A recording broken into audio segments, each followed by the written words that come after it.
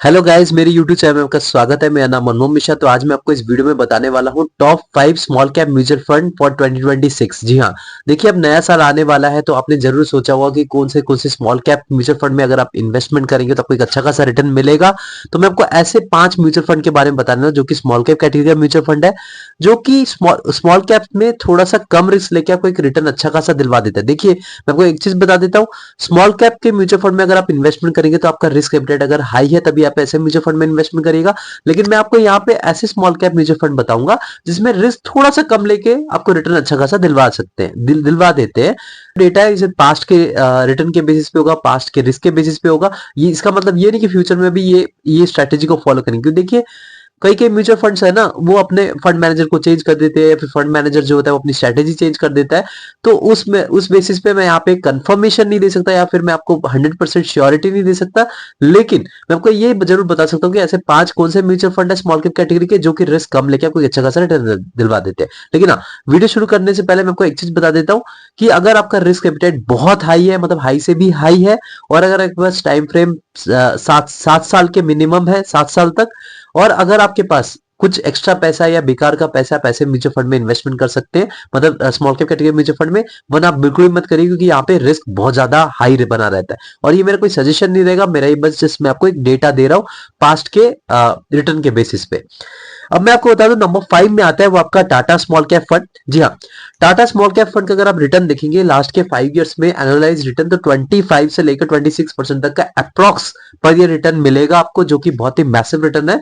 और इसके अगर आप देखिए स्टैंडर्ड डिविएशन जो कि 16% है, तो अगर देखा जाए तो रिटर्न हाई है, लेकिन जो रिस्क है वो मॉडरेट रिस्क है इसके कैटेगरी कंपैरिजन मतलब जो अगर आप स्मॉल कैप की कंपेयर करें तो रिस्क जो है मॉडरेट लेके चलता है, कोई ज्यादा हाई लेके नहीं चलता। लेकिन फिर भी यहाँ पे रिस्क बहुत ज्यादा हाई रहेगा, ये सिर्फ कैटेगरी कंपैरिजन में बताया जा रहा है। उसका नंबर 4 में आता है वो आपका एसबीआई स्मॉल कैप फंड। इसका 5 इयर्स का एनालाइज रिटर्न देखिए तो 19 से 20% तक का अप्रोक्स रिटर्न, जो कि हर साल आपको मिलने के चांस मतलब मिलते हैं लास्ट के 5 इयर्स में। और इसका अगर रिस्क की बात करें तो स्टैंडर्ड डिविएशन जो कि 13.7% है, जो कि आप देख पा रहे कि थोड़ा कम है। मतलब यहाँ पे जो है आपको रिटर्न जो है थोड़ा अच्छा खासा दे रखा है, और जो रिस्क है वो थोड़ा बहुत कम ले रखा है as compare to any small cap mutual fund को अगर आप कंपेयर करें तो। लेकिन हाँ, स्मॉल कैप ले रहे हैं तो यहाँ पे डेफिनेट रिस्क बना रहेगा, लेकिन मैं आपको यहाँ पे बता रहा हूँ जो जो कम रिस्क लेके चलते हैं। तो ये आपका नंबर 4 में हो गया। अब नंबर 3 में आता है वो आपका Canara Robeco small cap fund. इसका अगर आप 5 साल का एनुअलाइज रिटर्न देखिए तो 33% से लेकर 38% तक के बीच में हर साल रिटर्न मिलने के चांसेस रहते हैं।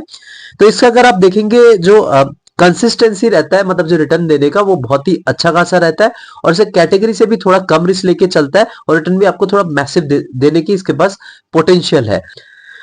अब नंबर 2 में आता है वो आपका bank of India small cap fund. इसका 5 इयर्स का एनालाइज रिटर्न देखिए तो 36 से लेकर 38% तक का मैसिव रिटर्न है। स्टैंडर्ड डिविएशन देखा जाए तो 15.05% तक का है।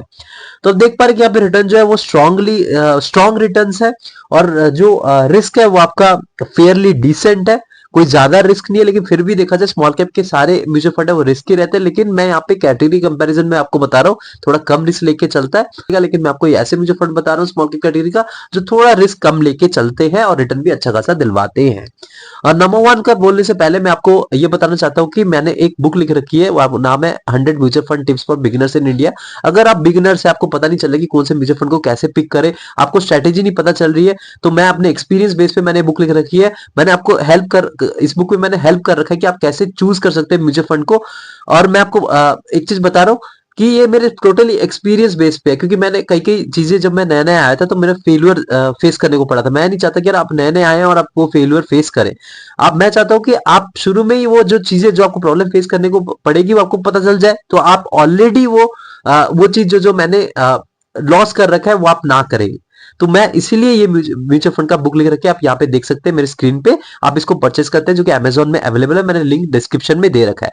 इसके अलावा एक और बुक है, उसका नाम है आप देख पा रहे कि स्क्रीन पे, वो फॉर्मूला बेसिस पे है।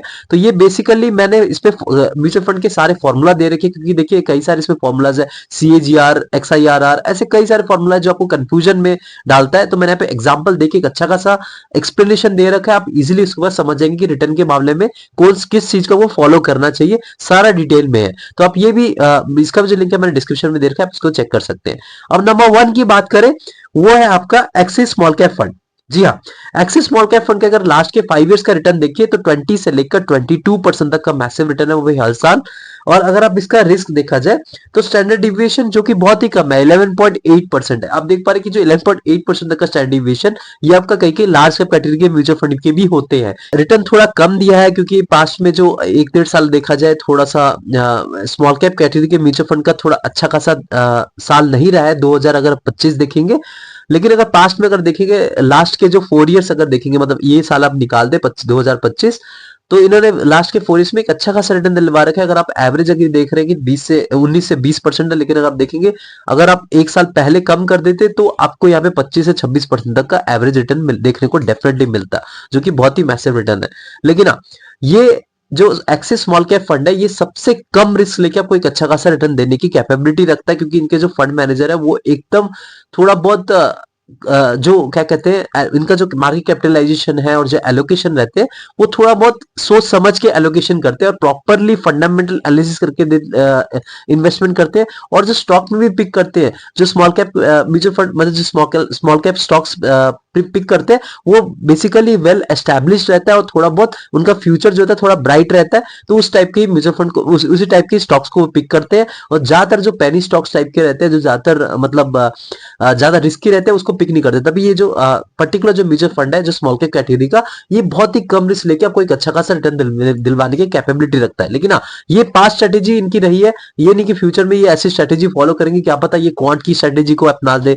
कुछ भी स्ट्रेटेजी ये फॉलो कर सकते हैं, जो कि टोटली डिपेंड करता है फंड मैनेजर पे और टोटली डिपेंड करता है म्यूचुअल फंड पे। क्योंकि म्यूचुअल फंड अगर फंड मैनेजर को चेंज कर देंगे तो क्या पता फंड मैनेजर जो चेंज हो गए वो दूसरा फंड मैनेजर अपनी स्ट्रेटेजी लगाएगा। तो ये टोटली डिपेंड करता है उन्हीं पे। आप जब भी इन्वेस्टमेंट करें आप खुद रिसर्च करके इन्वेस्टमेंट करिए, मैंने बोल दिया आपने जाके भाग के इन्वेस्टमेंट कर दिया। तो मेरे चैनल को सब्सक्राइब कर दीजिए, मैं सुनाता रहता हूँ। Thank you.